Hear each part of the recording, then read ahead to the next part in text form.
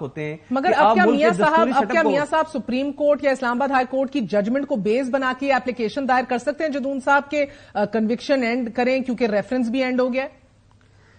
نہیں، ریفرنس تو اینڈ ہوگا تو کنوکشن یہ والی تو ختم ہو جائے گی. تو جو 62(1)(f) کی ہے اس میں نااہلی کا پوچھا تھا. نااہلی کا جی الیکشن ایکٹ کا جو 2017 کا سیکشن ہے 232 ان کو چینج کر کے انہوں نے اس میں جو ہے کر دی ہے.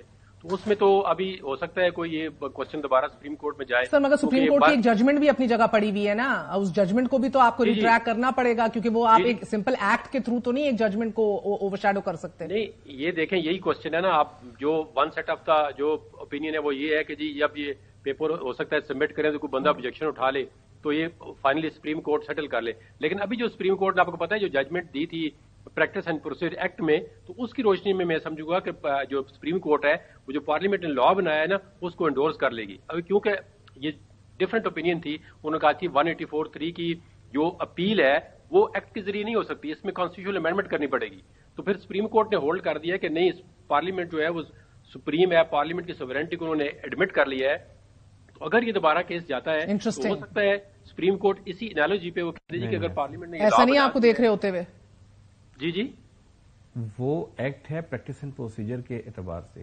یہاں تو سپریم کورٹ کی ایک ججمنٹ پاس موجود ہے جو تشریح کر رہی ہے اور وہ آئین کی ایک پروویژن کی 62 کی. اگر وہ آئین کی پروویژن کی تشریح کر رہی ہے اور وہ تشریح کرتے ہوئے کہتی ہے اگر اس طرح اگر آپ یہ کہیں نا تو آئین کو آپ بازیچہ اعتوال بنا دیں گے. آپ ہر روز آئین کی تشریح سپریم کورٹ کیا کرے گی اور ایکٹ کے تھرو آپ آئین میں ترمیم کیے بغیر آپ صرف سمپل ایکٹ آف پارلیمنٹ کریں گے اور اپنی مرضی.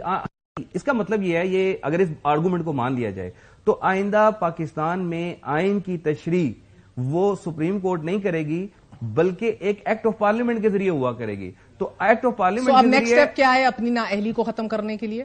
ایک ہی ہے، دو بنیادی طور پر ہیں. یا تو یہ سپریم کورٹ کی ججمنٹ ریورس ہو جائے جس میں نااہل کیا گیا تھا، وہ اب اس کیس میں تو فائنلٹی اختیار کر کے کسی اور کیس میں سپریم کورٹ کے کہ یہ جو ہم نے پہلے ویو لیا تھا یہ بہت غلط تھا اور اس کو ہم ریورس کرتے ہیں، یہ ججمنٹ ایک ویلڈ لا نہیں ہوگی. اور دوسری صورت یہ ہے کہ آئین میں ترمیم کر لیں. اسمبلی تو ہے نہیں ہے تو وہ آئین میں ترمیم تو ابھی تو اس کے چانسز نہیں ہیں. لیکن اس کے علاوہ مجھے کوئی تیسرا آپشن نظر نہیں آتا اس پہ. یہ جو ایکٹ ہے جو کے اوپر جدون صاحب آپ کیا کہیں گے؟ کیونکہ آج اس کی بھی سنوائی ہونی تھی لیکن اب وہ ایک آگے کی ڈیٹ کے لیے مقرر کر دیا جائے گا. العزیزیہ میں بھی آپ دیکھیں گے اتنا سپیڈی ریلیف ملے گا میاں صاحب کو؟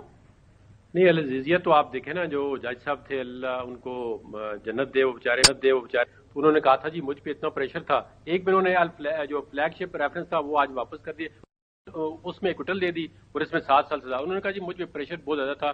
جو ان کی ویڈیو ریکارڈنگ ہے دیکھیں کیس کو اتنا خراب کیا گیا ہے، جو پریشر تھے وہ کہاں پہ گئے کیا کرتے رہے.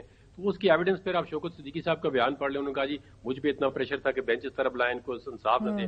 تو یہ ساری چیزیں جو ہے نا آپ کے پروسیکیوشن دیکھیں نا بیانڈ ریزنیبل ڈاؤٹ آپ نے ایک بندے کو اگر سزا دینی ہے، کنوکٹ کرنا ہے، اس کی لبرٹی کرٹیل کرنی ہے، اس کو قید کے اندر رکھنا ہے تو آپ پروسیکیوشن کو بیانڈ ریزنیبل ڈاؤٹ کیس ثابت کرنا چاہیے. ایسا کوئی کیس جو اس کے پروسیکیوشن کو جو ہے نا وہ ڈیفینس کو آلریڈی فائدے ہوتے ہیں اور پروسیکیوشن کا جو بھی ڈینٹ ہوگا اس کا فائدہ جو ہے وہ ایکیوزڈ کو ہوتا ہے اور ڈیفینس کو ہوتا ہے. تو میں نہیں دیکھ رہا کہ اس میں کوئی سزا مینٹین ہو کہ وہ بھی اس طرح نیب کا بھی یہی سٹانس رہا جی اور عدالت نے بھی دیکھا ہوا ہے سارا کیس. وہ میرے خیال میں اس میں بھی اگلے ہفتے یا جو جب بھی لگے گا تو اس میں بھی اکوٹل ہو جائے گی. اور اگلے ہفتے یہ متوقع ہے کہ ادھر بھی اکوٹل ہو جانی ہے.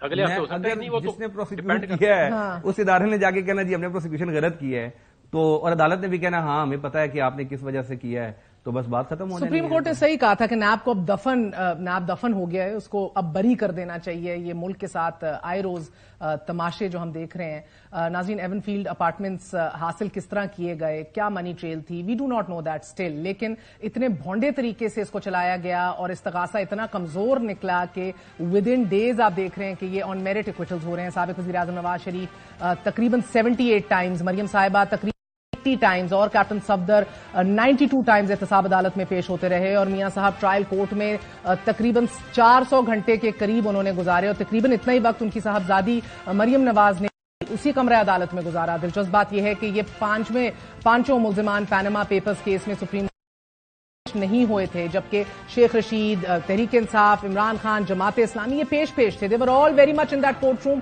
Through out. 18 گواہان کے بیانات قلم بند کیے گئے تھے.